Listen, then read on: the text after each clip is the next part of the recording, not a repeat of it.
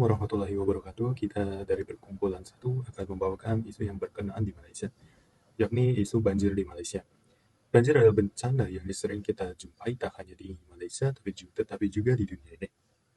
Banjir adalah bencana yang disebabkan oleh dua sebab. Yang pertama, sebab manusia dan juga sebab alam. Manusia menyebabkan banjir karena telah merusak alam sekitar seperti memotong pokok secara liar dan membuang sampah sehingga tak ada tempat yang boleh menampung air. Sedangkan alam, seperti hujan yang deras, hingga membuat jumlah atau volume air meningkat. Dari pembentangan ini, kami dari Perkumpulan 1 akan menjelaskan bagaimana banjir mempengaruhi hidup masyarakat di Malaysia. Sehingga kami harapkan kita boleh mendapatkan pembelajaran dan hikmah dari pembentangan ini. Selamat sejahtera, saya Yogarashni Satyasila, nombor matriks 284600. Hari ini saya akan menerangkan mengenai objektif kajian.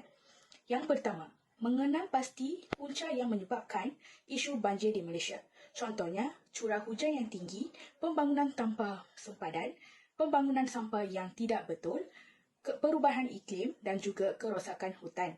Objektif kajian yang kedua ialah mengaji kesan yang berlaku akibat daripada banjir, seperti keselamatan dan nyawa manusia.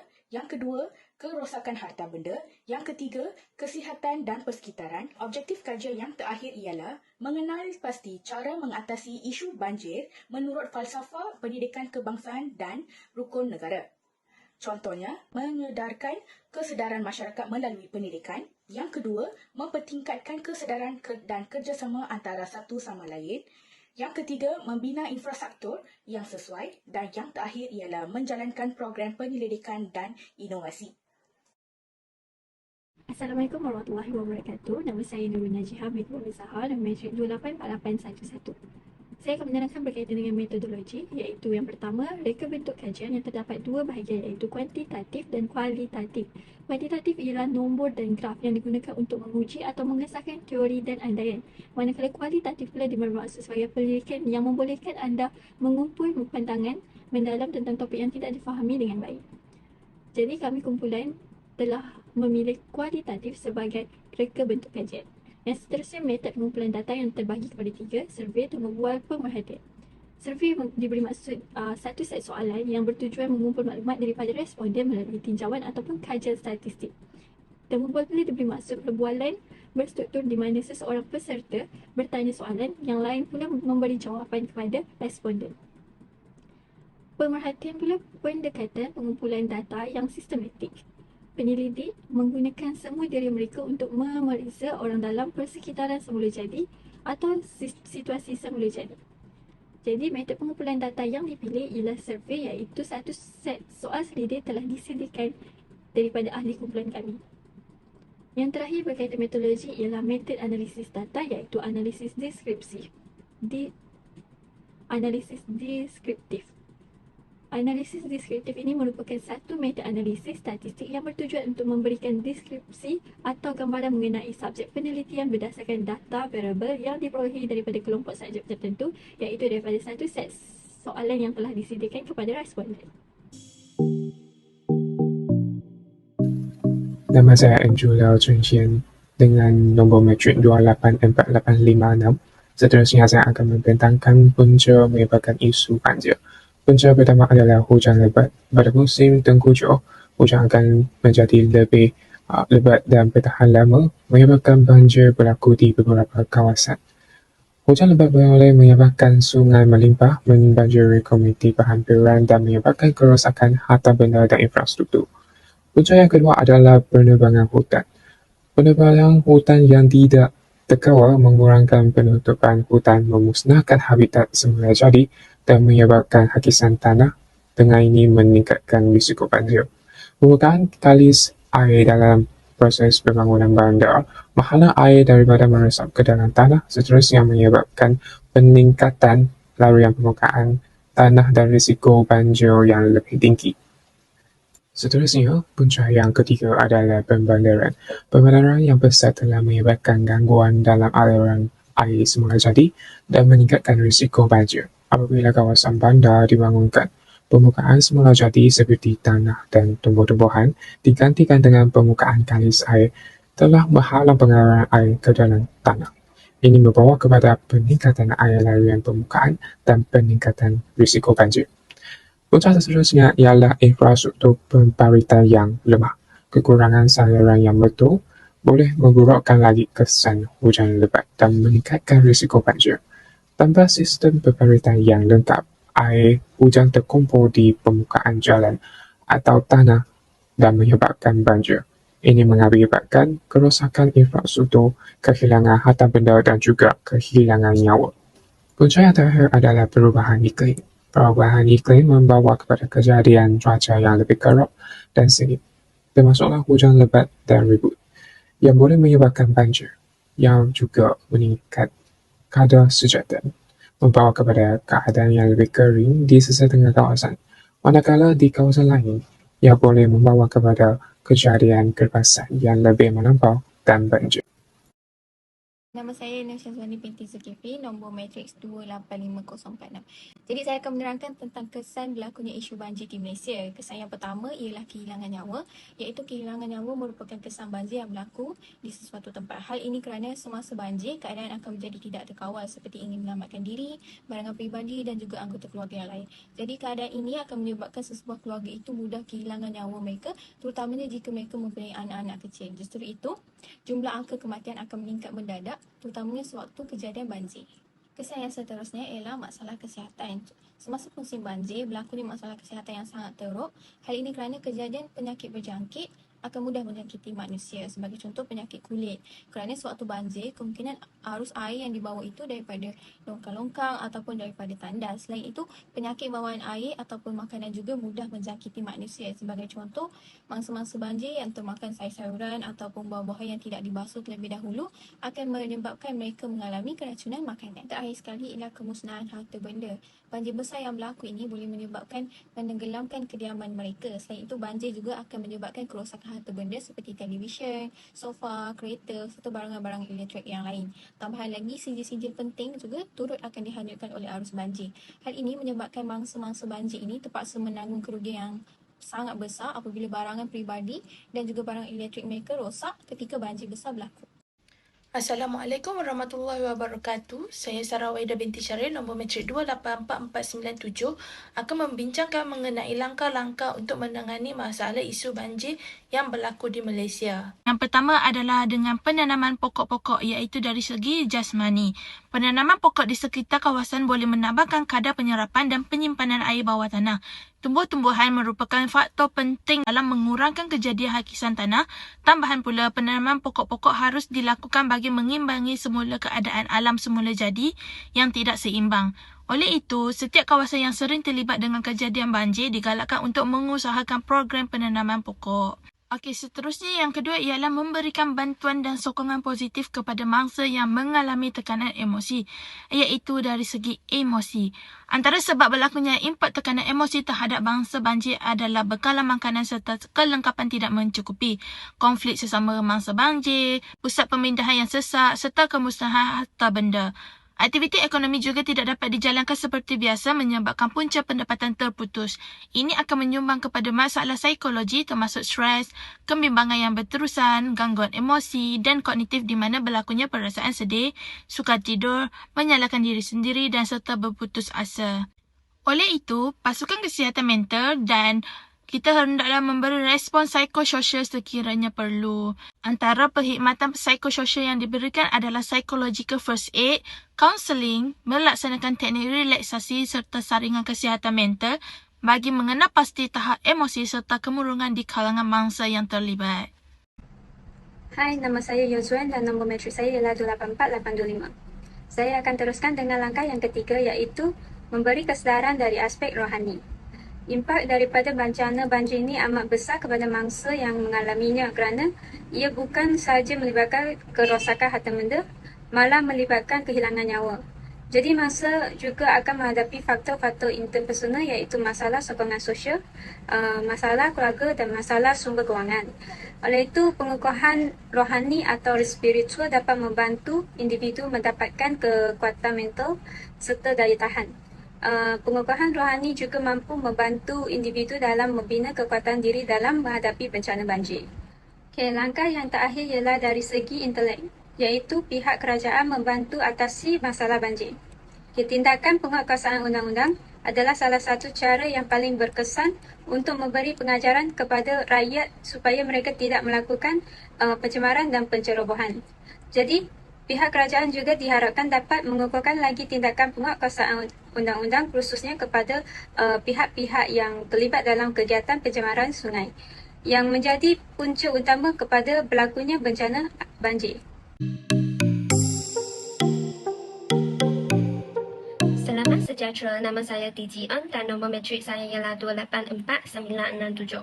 Saya akan meneruskan pembentangan kami iaitu berkaitan dengan keputusan pengumpulan data suara seliter tentang isu banjir di Malaysia.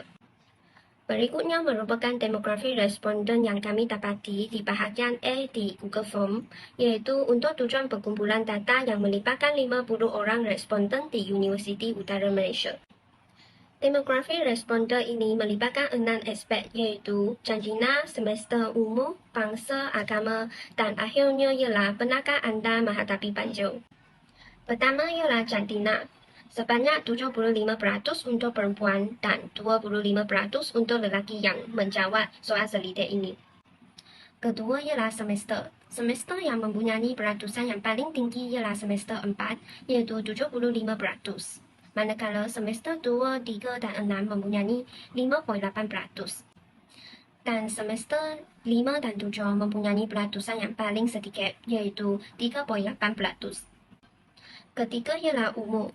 Peratusan yang paling tinggi kepada umur ialah antara 19 tahun hingga 24 tahun iaitu mempunyai sebanyak 94.2% yang telah menjawab soal seliter ini.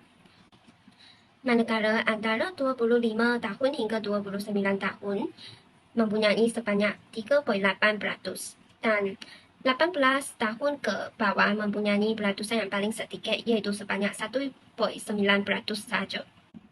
Keempat ialah bangsa. Bangsa yang mempunyai peratusan yang paling tinggi ialah bangsa Melayu iaitu sebanyak 55.8% yang menjawab soal seliter ini. Manakala China mempunyai 30.8%, India mempunyai 9.6% dan bangsa kepada lain-lain iaitu Indonesia dan Siam mempunyai peratusan yang sama iaitu 1.9%. Yang kelima ialah tentang agama. Agama yang mempunyai peratusan yang paling tinggi ialah agama Islam, iaitu sebanyak 59.8% yang telah menjawab soal seliter ini. Manakala agama Buddha mempunyai sebanyak 30.8%, agama Hindu mempunyai 5.8% dan agama Kristian mempunyai 3.8% sahaja yang menjawab soal seliter ini. Bagi aspek yang terakhir ialah pernahkah anda menghadapi banjir? Sebanyak 59.6% responden menjawab ya, manakala sebanyak 40.4% responden menjawab tidak. Seterusnya, saya akan meneruskan pembentangan kami iaitu berkaitan dengan keputusan pengumpulan data di bahagian B di Google Form, iaitu tentang punca berlakunya banjir. Di bahagian B, kami mempunyai 8 punca berlakunya banjir. Pertama ialah hujan yang berterusan tanpa berhenti-henti akan menyebabkan banjir berlaku. Punca ini mempunyai sebanyak 56.9% responden paling setuju dengan pernyataan ini. Kedua ialah proses pembandaran yang besar dan padat menyebabkan banyak kawasan tanah rendah telah ditebus guna dengan mengambil tanah dari kawasan bukit. Dan keadaan ini boleh menyebabkan air akan mengalir dari kawasan bukit ke kawasan yang rendah semasa hujan turun dan kemudian bertakung dan akhirnya banjir berlaku. Punca ini mempunyai sebanyak 51% responden paling setuju dengan pernyataan ini. Ketiga ialah limpahan air yang berlaku di kawasan sungai yang mengalami hakisan boleh menyebabkan banjir. Punca ini mempunyai sebanyak 49% responden paling setuju dengan pernyataan ini. Keempat ialah pemusnahan hutan menyebabkan hujan terus turun ke bumi tanpa diserap oleh tumbuhan dan keadaan ini boleh menyebabkan banjir berlaku apabila hujan turun secara berterusan. Punca ini mempunyai sebanyak 60.8% responden paling setuju dengan pernyataan ini. Kelima ialah sistem pemberitaan dan saluran yang tidak terancang, tidak diselenggara dengan sempurna, tidak mencukupi, tersumbat dan cetek menjadi punca banjir gila kerap melanda. Punca ini mempunyai sebanyak 64.7% responden paling setuju dengan pernyataan ini. Keenam ialah kerosakan empangan air menyebabkan air yang sepatutnya disekat akan melimpah melalui benteng ke kawasan bandar dan perumahan, dan keadaan ini menyebabkan banjir berlaku. Punca ini mempunyai sebanyak 52.9% responden paling setuju dengan pernyataan ini. Ketujuh ialah perubahan iklim meningkatkan intensiti bencana banjir. Punca ini mempunyai sebanyak 49% responden setuju dengan pernyataan ini. Yang terakhir ialah perbuatan membuang sampah secara seronok ke dalam sungai didapati menjadi antara punca berlakunya banjir kilat. Punca ini mempunyai sebanyak 68.6% responden paling setuju dengan pernyataan ini. Saya akan menerangkan berkaitan dengan kesan berlakunya banjir. Terdapat 8 soalan yang telah saya sediakan dalam soalan selidik kepada responden. Kesan yang pertama ialah kehilangan nyawa akibat daripada mangsa banjir yang meredah banjir sama ada untuk menyelamatkan diri ataupun mencari bekalan makanan yang terputus telah mencatatkan 55.8% sangat setuju. Kesan yang kedua ialah kesihatan akan terjejas kerana kurang bekalan air bersih dan juga penyakit berjangkit yang berlaku ketika banjir telah mencatatkan 51.9% sangat setuju. Kesan yang ketiga, kehilangan harta benda kerana mustah ketika banjir telah mencatatkan catatan paling tertinggi iaitu 69.2%, iaitu sebanyak 36 orang responden telah mencatatkan sangat setuju. Kesan yang keempat ialah putus bekalan makanan dan minuman kerana kawasan tersebut susah untuk menghantar bantuan, telah mencatatkan 68%. Kesan yang seterusnya, mangsa juga boleh menghadapi tekanan kerana banyak perkara yang perlu difikirkan sama ada kewangan, tempat tinggal dan sebagainya, telah mencatatkan sangat setuju sebanyak 65.4%. Kesan yang keenam, kes kecurian akan meningkat apabila berlakunya banjir kerana kesempitan hidup ketika banjir. Mencatatkan 48.1% responden sangat setuju. Kesan yang ketujuh, kecederaan yang tidak diingini juga boleh berlaku, misalnya renjatan elektrik, telah mencatatkan 65.4% responden sangat setuju. Kesan yang terakhir ialah ekonomi negara akan terjejas apabila banjir melibatkan banyak mangsa, telah mencatatkan 61.5% daripada responden sangat setuju. Assalamualaikum, nama saya Nurul Farisha binti Sinin, nombor matrik 284748. Saya akan meneruskan pembentangan ini iaitu cara mengatasi berlakunya banjir. Pertama, menyediakan serta menyelenggara sistem pembalikan dengan baik merekodkan paling tinggi dalam kajian kami iaitu seramai 32 responden sangat bersetuju dengan patusan 62.7%. Seramai 29 responden bersamaan 56.9% sangat bersetuju dengan penyataan mengetatkan undang-undang dalam pembangunan dan pembalakan di kawasan New. Bagi mendalamkan sungai, seramai 27 orang responden iaitu 52.9% telah sangat bersetuju. Selain itu, menaik taraf sistem amaran banjir juga merekodkan sebanyak 52.9% bersamaan 27 responden. Seterusnya, dengan mengadakan sesi perbincangan antara mangsa bersama pihak berkuasa, seramai 27 orang responden juga sangat bersetuju. Begitu juga mendidik masyarakat menguruskan sampah dengan betul menunjukkan seramai 27 responden iaitu 52.9% sangat bersetuju dengan pernyataan ini. Akhir sekali, 30 orang bersama 58.8% sangat setuju untuk mengurangi penggunaan tisu dan kertas dan menggantikan bekas yang lebih bermanfaat dan mengaplikasikan blok turapan sebagai tempat penyerapan air, seterusnya menyalurkan ke dalam tanah. Oke, seperti yang sudah kita tahu, banjir adalah bencana yang tidak diinginkan oleh semua orang. Banjir juga mengajarkan kita bagaimana hubungan kita manusia dengan alam sekitar untuk menjadi lebih baik dengan cara menjaganya. Peranan kerajaan dalam menangani masalah ini amat penting supaya ia akan memberikan kesan kepada masyarakat. Sehingga dapat disimpulkan bahwa manusia harus mengambil hikmah-hikmah seperti: satu, menjaga alam sekitar dengan tidak memotong pokok secara liar. Yang kedua, tolong-menolong. Yang ketiga, senantiasa berharap kepada Allah Subhanahu wa Ta'ala sehingga kita dapat mendapatkan kekuatan dan kesabaran apabila tertimpa bencana banjir. Itu saja yang dapat kami sampaikan dari perkumpulan 1. Kami harap kita boleh mendapatkan pembelajaran dari pembentangan ini sehingga kita menjadi lebih baik dari sebelumnya. Terima kasih. Assalamualaikum warahmatullahi wabarakatuh.